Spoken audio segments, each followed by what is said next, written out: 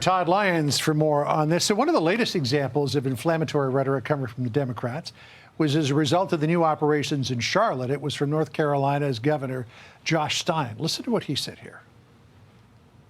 We've seen masked, heavily armed agents in paramilitary garb driving unmarked cars, targeting American citizens based on their skin color, racially profiling and picking up random people in parking lots and off of our sidewalks, going after landscapers simply decorating a Christmas tree in someone's front yard, and entering churches and stores to grab people.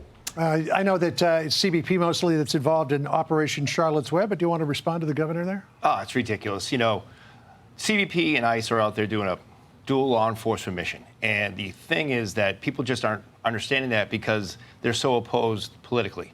And you should never politicize law enforcement. And that's what they're doing. And the more of this rhetoric that goes on is putting the target on the men and women of ICE and Customs and Border Protection. And in terms of the target that is on their backs or their fronts, for that matter, a lot of the attacks are now coming from vehicles. We saw in Charlotte over a couple of days a van that tried to run down CBP officials as they were making a stop. They had to chase that van through a neighborhood, a dangerous high-speed chase. Eventually, they caught the driver, and then not long after, I think it was the next day, another driver tried to run them down. So here are the stats. And this is really incredible. So far, since January 20th, 71 vehicular attacks against CBP, a 58% increase over the same period last year.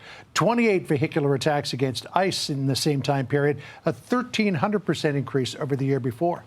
This is very, very dangerous, but it's becoming a regular occurrence. It's extremely dangerous, and I guarantee we're over 100 right now. I was out in our Washington field office yesterday on 3 operations, and we had a gentleman that struck 2 of our vehicles just while we were out there. And go figure, he had charges of fleeing police and 3-time DUI and being a prior deported alien. So the rhetoric is really bad because when people use a vehicle, it's a deadly weapon. You have a 2-ton instrument being used against law enforcement, all because law enforcement's out there doing their sworn duty and sworn mission. What it is, it's really putting people at risk. Not only is it putting my men and women at risk, but just the public itself. Because when people inject themselves into a law enforcement operation or inject themselves to arrest, they're putting themselves in harm's way, but they're using a deadly weapon against law enforcement. And in some of these protest rallies that we've seen, people are bringing their own weapons, as we saw in Broadview, Illinois, which really ups the danger. Speaking of Broadview, the mayor there has declared a state of emergency.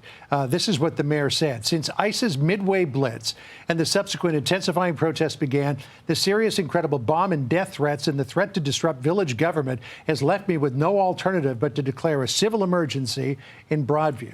Is that ICE's fault? Or is it the fault of people who are in opposition to what ICE is doing, who are organizing these protests and encouraging people to do things like ram your vehicles? You know, it's 100% on those individuals that are protesting. And, you know, for the mayor to declare a city emergency right now, they could have done this earlier. They could have came to our help when we actually called Broadview Police Department and the Illinois State Police when we were getting attacked with rocks thrown at it and protesters just for doing our mission, even before Midway Blitz actually ramped up. So now they're kind of having to deal with what we've had to deal with, right? That you have people so opposed to a law enforcement mission that they're calling in bomb threats, death threats, you know, and we deal with that every day. But now they're seeing it from our point of view that we have to deal with all the time. I want to ask you quickly about this. This is not so much law enforcement as it is a court issue, but Judge James Boasberg here in D.C. is ready to take back jurisdiction of the case in which all these Venezuelans were transferred by ICE to El Salvador. He can't get them back because they've now all been transferred to Venezuela, where they came from. But he is going to take up the issue of whether or not ICE is in contempt of his order when he said, don't send them to El Salvador. What do you say about all that? You know, we can't really talk about ongoing litigation, especially right now. But what I would say is that we have so many judges that have their own interpretation of the law in a lot of cases. And all ICE is trying to do is actually enforce the Immigration and Nationality Act the way it's written.